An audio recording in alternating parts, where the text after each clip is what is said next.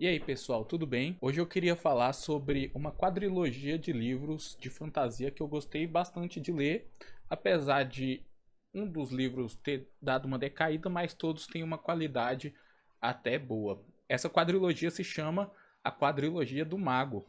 Ela saiu aqui no Brasil, acho que em meados de 2010, mais ou menos, pela editora Arqueiro, mas hoje em dia é muito difícil conseguir comprar esses livros porque eles não tiveram uma reimpressão. Acredito que as vendas não foram muito bem.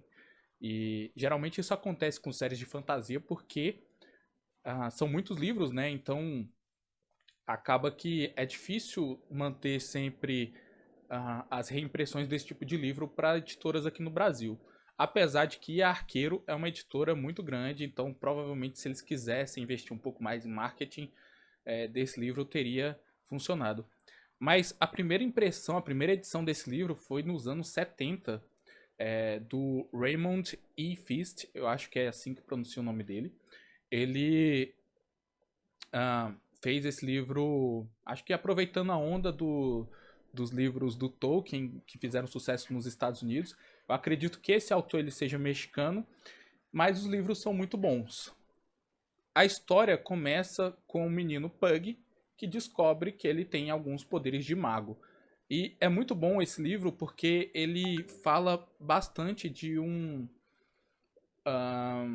Na verdade, o plot principal dele é viagem entre mundos, né, entre dimensões. Então ele tem um universo ali de dimensões mágicas que os magos conseguem viajar. E nesse mundo, os magos eles não são tão poderosos, né? Eles não têm tanto poder igual é em alguns outros mundos. Então, é, na trama, a gente começa acompanhando esse menino que se chama Pug e do nada eles estão numa guerra interdimensional e quando isso acontece, vai acontecendo uma sucessão de coisas até que esse menino ele vai eventualmente se tornar um grande mago, né? Os dois primeiros livros eles são acompanhando o Pug. Aí o terceiro livro, que na minha opinião acho que é o Espinho de Prata, é o melhor livro da quadrilogia. Ele não tem nada a ver com o Pug, ele acompanha outros personagens principais em outra quest, né, outra aventura. E o quarto e último livro, ele encerra toda a trilogia. Aí tem a volta do protagonismo do Pug, do amigo dele. Então, uh, é um livro que vai passando mais ou menos uns 40 anos, do começo até o fim, na história, né? Então, esse livro, essa quadrilogia, eu achei ela bem interessante por conta disso. É difícil falar do livro sem dar muito spoiler, principalmente porque as coisas boas acontecem mais do segundo livro pra frente, né? O primeiro livro é uma grande introdução, ele vai introduzir o mundo, vai introduzir os personagens. E como é um livro dos anos 70, né?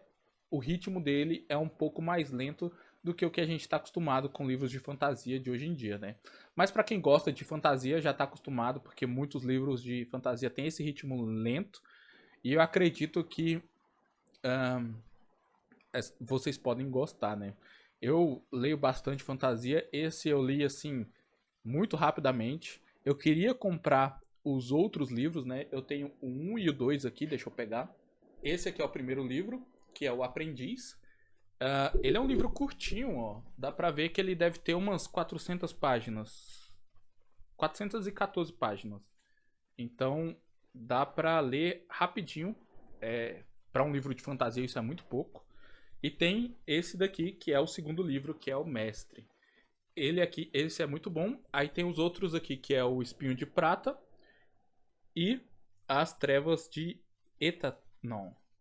Eu não gostei muito do último. O final eu acho que degringolou pra uma parada muito ficção científica, um negócio muito estranho. Mas o Espinho de Prata, na minha opinião, é o melhor da quadrilogia.